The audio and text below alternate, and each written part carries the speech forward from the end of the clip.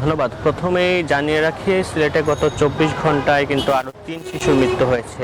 আমি যে হাসপাতালটিতে আছি সেটি হচ্ছে শহীদ শামসুদ্দিন হাসপাতাল। এই হাসপাতালটিতে ২ জন এবং সিলেট ওসমানী মেডিকেল কলেজ হাসপাতালে চিকিৎসাধীন অবস্থায় আরও একজনের মৃত্যু হয়। এ নিয়ে বিভাগে কিন্তু মৃতের সংখ্যা বেড়ে দাঁড়িয়েছে ৪০ জনে।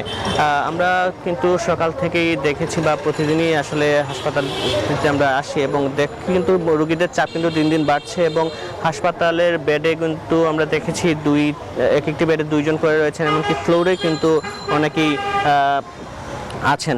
আমরা একটু যদি তথ্য জানিয়ে রাখি, রোগী ভর্তি রয়েছেন হামের উপসর্গ নিয়ে। এখন আমি যে হাসপাতালে আছি এটিতে আসলে ৭০ জন রোগী ভর্তি হয়েছেন এবং এবং তারা কিন্তু এখানে চিকিৎসা নিচ্ছেন। একটি বিষয় আমরা তারা কিন্তু এখানে চিকিৎসা নিচ্ছেন। একটি বিষয় আমরা কথা বলার চেষ্টা করেছিলাম আসলে স্বাস্থ্য অধিদপ্তরের সাথে। তারা যেটি বলেছেন, এখন পর্যন্ত কিন্তু প্রায় ৯৭% টিকা দান কর্মসূচি টিকা দেওয়া হয়েছে এবং আগামী কয়েকদিনের মধ্যে কিন্তু শতভাগ টিকা তারা দিতে পারবেন এমনটি কিন্তু বলেছেন। একটি বিষয়ে তারা যেটি বলেছেন সেটি হচ্ছে যে যারা আক্রান্ত হচ্ছেন তারা কিন্তু বিভিন্ন জটিলতায় ভুগছেন, ডায়রিয়া, নিউমোনিয়া, শ্বাসকষ্টজনিত রোগে ভুগছেন, যার ফলে কিন্তু মৃত্যু হচ্ছে। এর কারণ হিসেবে তারা পুষ্টিহীনতাকে দায়ী করছেন এমনটি কিন্তু বলেছেন। হাসপাতাল কর্তৃপক্ষ যেটি বলছে, তারা কিন্তু চিকিৎসাদান কর্মসূচি চালিয়ে যাচ্ছেন এবং এখন পর্যন্ত কিন্তু তারা সিলেটের ২টি হাসপাতালে প্রায় ৩৪টির মতো আইসিইউ তারা রেখেছেন। সব মিলে এই ছিল আমার কাছে সিলেট থেকে সর্বশেষ খবর। আমরা চলে যাব আমাদের সহকর্মী রয়েছেন টাঙ্গাইলে, তার কাছে জানবো এবং তিনি জানাবেন আসলে হামের আরো খবর। একটু জানাবেন আমাদের আপনাদের এলাকার পরিস্থিতি সম্পর্কে।